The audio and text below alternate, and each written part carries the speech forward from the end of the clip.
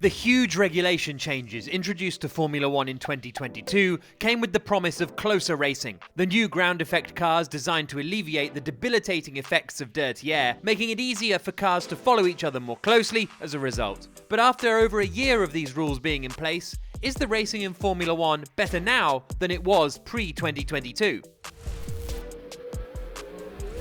To analyse the effect that the 2022 regulations have had on the sport and the racing in general, it's best to start off with an assessment of where we're currently at by looking at the grid and the gaps between the teams as a whole. We have Red Bull out in front by a large margin, followed by Mercedes, Ferrari and Aston Martin battling it out. A clear order amongst the rest of the teams is yet to be fully established in 2023, but as of yet, it isn't looking like a single team is set to be languishing miles behind the rest of the pack. At the back of the grid, it certainly seemed like the combination of the 2022 aerodynamic regulations and testing restrictions, plus the introduction of a cost cap since 2021, has successfully made that part of the field much tighter. Whilst the cost cap and regulation changes might not have benefited Williams instantly, they have gone from a solidly back of the grid team in 2022 to a team that can hold its own in an on-track fight with McLaren in 2023. But perhaps this is symbolic of what the new regulations have achieved, sucking the top midfield teams such as McLaren and Alpine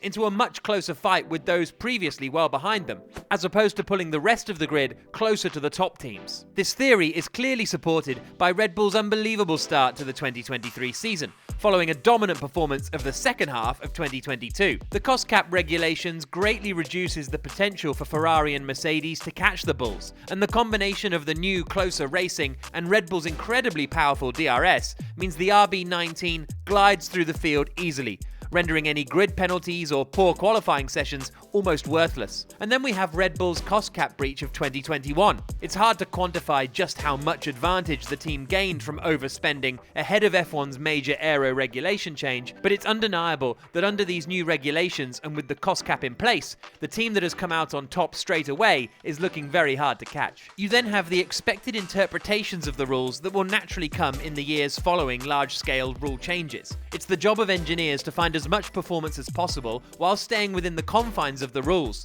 and teams are always innovating to recover as much downforce as possible and to actively make following their car difficult. The ability to follow closely was also impacted by the tweak to the rules on floor height, intended to alleviate the porpoising and poor quality of ride that was experienced in 2022, and drivers have pointed out that it's now becoming harder to follow again. Carlos Sainz said, "In the dirty air, it's a little worse compared to last year," a sentiment echoed by Lando Norris, who said, "In the dirty air, we have big problems following other cars." Then there's the issue of DRS. The 2022 regulations aimed to remove a huge portion of dirty air for a following car, but this also results in a less effective straight-line slipstream, rendering DRS much less powerful than it has been in the past. Formula One's Chief Technical Officer Pat Simmons said that the ideal situation would be that we no longer need DRS at all.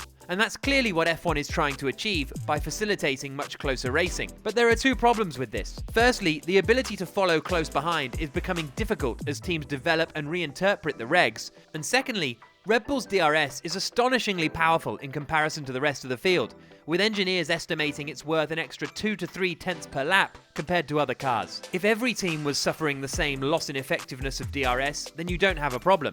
But when even just one team isn't, then you have a problem. Having said all of that, one statistic that is crucial when determining the effectiveness of the 2022 regulations is the number of overtakes. After all, that is what the rules were introduced for. Closer racing that could provide more opportunity to overtake. Well, in 2022, we saw 785 recorded overtakes, compared to 599 the season before over the same 22 race span. That's roughly a 30% increase. If this were the only issue at play, then you'd have to praise the regulations as being a huge success. And there's no denying that for the 2022 season, they did what they were meant to do. But we fear that as we get deeper and deeper into the period of rules being in place, it's going to become less and less easy to follow closely, and that number of overtakes will drop further. But what do you think? Is the Formula One racing in 2023 better than it was before the regulation changes? Let us know in the comments, and remember to like and subscribe.